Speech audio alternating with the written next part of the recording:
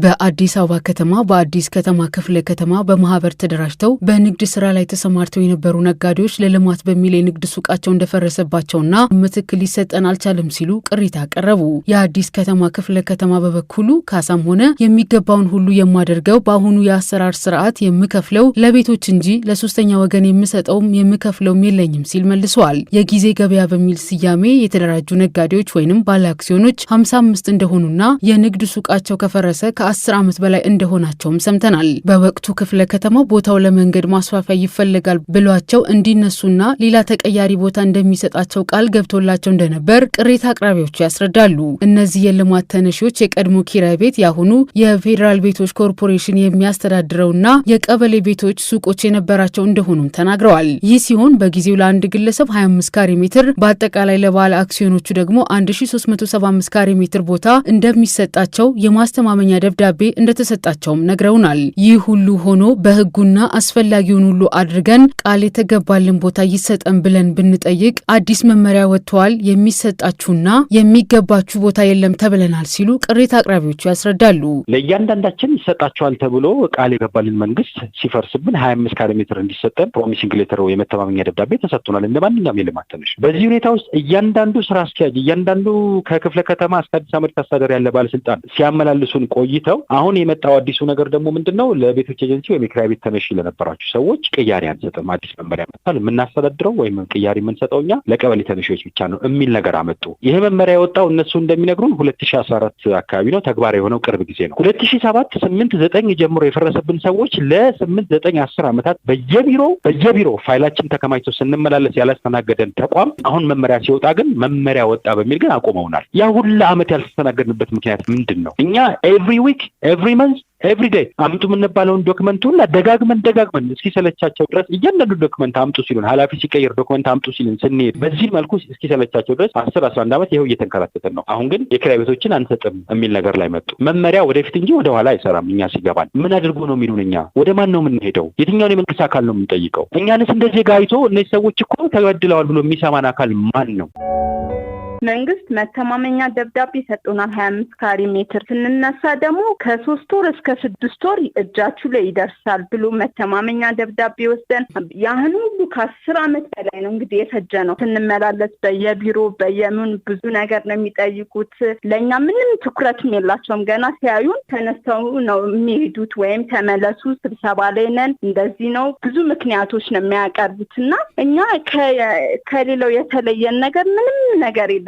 ለምንድን ነው ይሄን ነገር የማይሰጡት? ለምንድን ነው? በዛ ላይ ደግሞ በዚህ ሰዓት አሁን አዲስ መመሪያ መጣ። ስለዚህ ይሄ መመሪያ ለእናንተ አይፈቀድም አይሰጥም አሉ። ያን ሁሉ ጊዜያችን ያን ሁሉ መስዋዕት አድርገናል እዚህ ላይ ለመድረስ። የኛ ጉዳይ በ2007 እና በ2008 ዓመተ ምህረት የፈረሰብን እንደመሆናችን መመሪያው ደግሞ የወጣው በቅርብ ጊዜ እንደመሆኑ እንዴት እንዲህ አይነት ምላሽ ይሰጠናል ሲሉም ጠይቀዋል። የተነሳችሁበትና የፈረሰባችሁ ዓመተ ምህረት እንዲሁም መመሪያው የወጣበት ዓመተ ምህረት መሃል ረጅም ዓመት እንደመኖሩ ለምን በወቅቱ ማስፈጸም አልቻላችሁም ስንል ቅሬታ አቅራቢዎቹን ጠይቀናል። ክፍለ ከተማው ቦታ አዘጋጅቶ ምን ብሎ ልኮ አዲስ አበባ አስተዳደር በጣም ዘገየ መልስ ለመስጠት እና ደብዳቤ ጻፉ 2012 ላይ በወቅቱ የነበሩት የክፍለ ከተማው የከተማ ማደስ ኃላፊ ለምንድነው ያዘገያችሁት? እነዚህ ሰዎች ህጋዊ ተነሽነታቸውን አጣርተን የኛው ተነሺ ስለሆኑ ክፍለ ከተማው ስለሚያውቃቸው ዶክመንታቸውን ሁላ አያይዘን ልከንላችሁ በአባሪነት በሲዲም በወረቀትም ሁሉንም ነገር ሃርድ ኮፒ ልከንላችሁ አጽድቁላቸው ይሄን ቦታ ብለን ልከን ካልሆነ አልሆነም ከሆነም ይሆናል ብላችሁ ማትልኩት ለምንድነው ሁላ ብለው የክፍለ ከተማው ኃላፊ በወቅቱ ግራ ስለገባቸው የከተማ ልማት ማደስ ኃላፊው ደብዳቤ ሁላ ለአዲስ አበባ አስተዳደር ጽፎ ነበር። በወቅቱ የአዲስ አበባ አስተዳደር ኃላፊዎች የነበሩት ለምንድነው መልስ የማይሰጠው ብለን ሄደን እኛም ስንጠይቃቸው ባለጉዳይ ስለሆንን ደብዳቤ ጻፉ ብለን ቁጭ አላለም። ስንጠይቃቸው ፋይላችሁ ጠፋ ነው ያሉት። የት ነው የጠፋው ፋይላችን? ህዝቡ ይረዳል ይሄን ስንል ምን ማለታቸው እንደሆነ።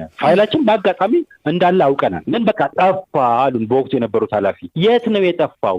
እሺ ድጋሜ ከክፍለ ከተማ አደራጅተን እናመጣለን አልናቸው። ሂዱና አደራጁና አምጡ ተባለ። አደራጅተን ስንመጣ ይሄን ለማደራጀት ምን ለማለት የወሰደው የተወሰነ ወራት ጊዜ ነበር። አደራጅተን ስንመለስ አዲስ አበባ አስተዳደር ይዘን መጣን። ያው በአሰራራቸው መሰረት ፋይሉ እዛ ደረሰ። እኛ መድረሱን አይተን ስንመጣ ደግሞ ኃላፊ ተቀይሯል። የተቀየሩት ኃላፊ ደግሞ ጉዳዩን ከእንደገና ወደ ኋላ ማየት ጀመሩ። ብለው ማየት ጀመሩ። ከየት ነው የተነሳችሁት ብለው ከእንደገና ለክፍለ ከተማው ደብዳቤ ጻፉ። ለምንድነው ደብዳቤ የምጽፉት? ይኸው ፋይላችን ሙሉ እዚህ ያለ አይደለም ምናምን ስላቸው ከዚህ ፋይል በላይ እኔ ማጣራት የምፈልገው ብዙ ነገር አለ ምናምን ብለው ከእንደገና ማጓተት ጀመሩ። እሳቸውም የተወሰነ ዓመት እንደዚህ ወሰዱብን። ያውም በራ በራሱ በመስሪያ ቤቱ የአሰራር ችግር እንደው እኛን አመታት ሙሉ በማንገላት አላግባብ የሆነ መንገድ እንድንሄድ ለማስገደድ በመወከር የተፈጀብንን እድሜ እንደመካስ በመመሪያ ስም ደግሞ ይኸው ከእንደገና ይጫወቱብን ይገኛል። በአዲስ አበባ ከተማ የአዲስ ከተማ ክፍለ ከተማ የመሬት ልማትና አስተዳደር ጽሕፈት ቤት ኃላፊ ወይዘሮ ፍቅር አዲስ አባይነን ስለ ጉዳዩ ጠይቀናቸዋል። ከዚህ ቀደም የነበረውን ሳይሆን አሁን ላይ ለልማት ተነሺዎች በተለይም ደግሞ ለኪራይ ቤቶች ካሳም ሆነ ማንኛውንም ነገር የምናደርገው ለፌዴራል ቤቶች ነው ሲሉ መልሰዋል። ለሶስተኛ ወገን የሚደረጉ ነገሮች የሉም ሲሉም ያስረዳሉ።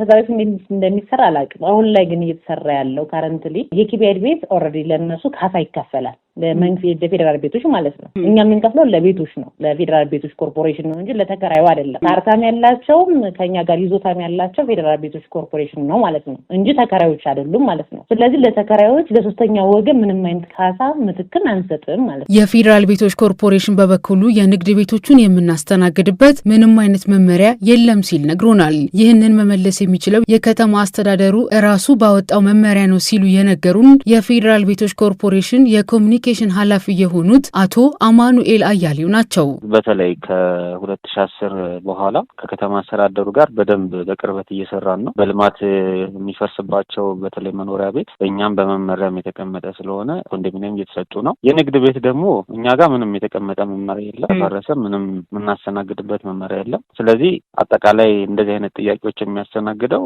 የከተማ አስተዳደሩ በራሱ መመሪያ ባስቀመጠው መመሪያ መሰረት ይሆናል ማለት ነው። የእነዚህ ሰዎች ጥያቄ ምናልባት ከመረጃ አልተላለፈልኝም ከሆነ እሱን እኛ መመለስ እንችላለን። ከተማ አስተዳደሩ መረጃ ከጠየቀን እንሰጣለን። ከዛ ውጭ ግን የከተማ አስተዳደሩ ባወጣው መመሪያ መሰረት ነው የሚያስተናግዳቸው ማለት ነው። የአዲስ አበባ ከተማ አስተዳደር የመሬት ልማት አስተዳደር ቢሮ ምክትል ኃላፊ አቶ ወንድወሰን ባንጃውን ስለ ጉዳዩ ጠይቀናቸው ተከታዩን መልሰዋል። ተጎዶ ወደዚህ መጥቶ ይሰራል። አሁን እዛ ይፈረሰን ቅሬታ አይደለም ፍላጎት ነው። ይሄ የተወሰነው አሁን ኮሪደር ነው 25 ካሬ እንጂ ለኪራይ ቤቶች 25 ካሬ ተወስኖ አያውቅም። ድሮ በመሬት ታሪክ ሆኖ አያውቅም። ተይቆ እኔ የምልሽ ስሚ፣ አሁን እውነተኛ ነገር ከፈለግሽ ልስጥሽ። በመሬት ታሪክ ሆኖ አያውቅም።